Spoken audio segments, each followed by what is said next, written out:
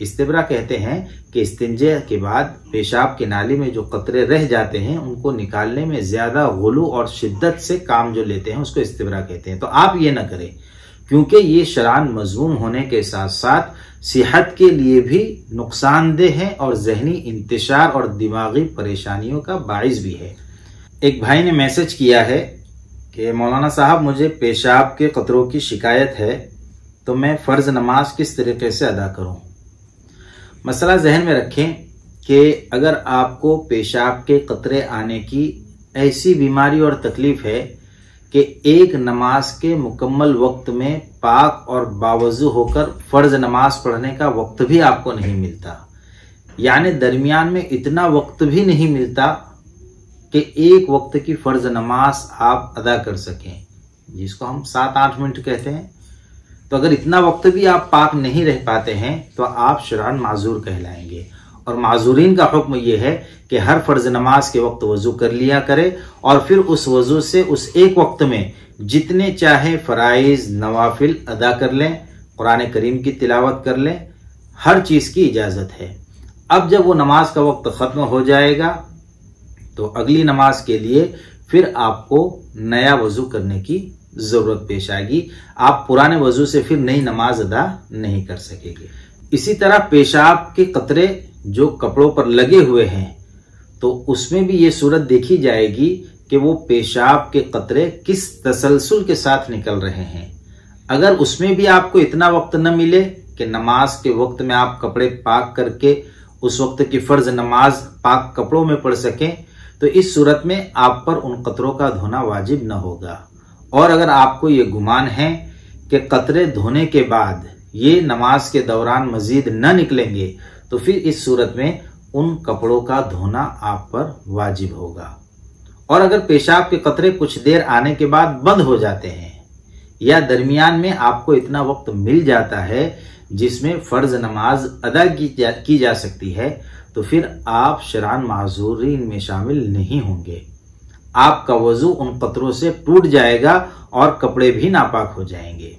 और अगर 1 दिरहम से ज्यादा वो कतरे तजावुज कर जाते हैं कपड़ों पर, तो उन कपड़ों का धोना भी आप पर वाजिब होगा। आसानी के लिए आप नमाज से काफी पहले पेशाब करके फारिग हो जाए और उसके बाद पेशाब के कतरों के खारिज होने तक इंतजार करें। जब कतरे बंद हो जाएं और आपको इत्मीनान हासिल हो जाए कि अब मजीद कतरे नहीं आएंगे, तो फिर उसके बाद वजू कर कर नमाज अदा करें। बेहतर ये होगा कि आप नमाज के वक्त के लिए अलग कपड़े रखें और दूसरे औकात के लिए अलग कपड़े रखें। यानी जब नमाज पढ़ने के लिए आप आ रहे हैं तो कपड़े तब्दील कर लीजिए और फिर नमाज के बाद दूसरे कपड़े पहन लीजिए। लेकिन एक बात का आपको खास ख्याल रखना है, जो लोग ये तकलीफ में मुब्तला है, कि वो इस्तिब्रा न करें। इस्तिब्रा कहते हैं कि इस्तिंजे के बाद पेशाब की नाली में जो कतरे रह जाते हैं उनको निकालने में ज्यादा गुलू और शिद्दत से काम जो लेते हैं उसको इस्तिब्रा कहते हैं। तो आप ये ना करें, क्योंकि ये शरान मजमूम होने के साथ साथ सेहत के लिए भी नुकसानदेह है और जहनी इंतशार और दिमागी परेशानियों का बाइस भी है। चुनांचे पेशाब से फारिग होने के बाद ज्यादा वहम में पड़ने के बजाय कुछ देर कतरों के निकलने का इंतजार करने के बाद मिट्टी के ढेले या टिश्यू से शर्मगाह को साफ कर ले, उसके बाद पानी से उसको धो ले। फिर अब उसकी तरफ मजीद ध्यान देने से बचना चाहिए, वरना इस बारे में सोचने से और ज्यादा देर तक कतरे निकालने की कोशिश करने से आदमी को वसवसे की बीमारी हो जाती है और वसवसे की वजह से कतरे आने लगते हैं। और अगर किसी को बार बार ये ख्याल सताता है कि कतरे गिर रहे हैं, तो फिर फुक़हाए किराम ने एक तरीका ये भी बतलाया है कि आप पेशाब की जगह पर जो कपड़ा है, अंडरवेयर है या पायजामा है, आप उस पर पानी मारकर उसको भिगा दीजिए, गीला कर दीजिए, तो वसवसे से आपकी हिफाजत हो जाएगी।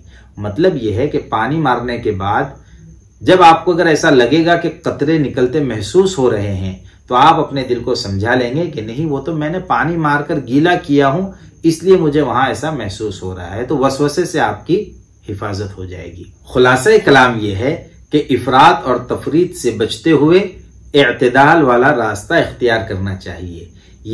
यानी ना तो इतनी लापरवाही बरतनी चाहिए कि पेशाब करते ही पानी डालकर बगैर इंतजार किए फौरन खड़े हो जाए, जिसकी वजह से बाद में पेशाब के कतरे निकलने से कपड़े, वजू, नमाज सब खराब हो जाए। और नहीं इस्तिब्रा में इतना गुलू करना चाहिए कि शर्मगाह सुखाने के इंतजार में आधा आधा घंटा बैतुल खला के अंदर बैठना पड़े। लिहाजा एतदाल वाला रास्ता इख्तियार कीजिए। अगर आप सच में माजूरीन में शामिल है तो आपको अल्लाह तबारक व तआला की तरफ से रुख्सत है कि आप एक वक्त के लिए वजू कीजिए और उस वजू से जितनी चाहे नमाजें पढ़िए, तिलावत कीजिए। फिर अगले वक्त की जब नमाज का वक्त आएगा उसके लिए नया वजू कर लीजिए।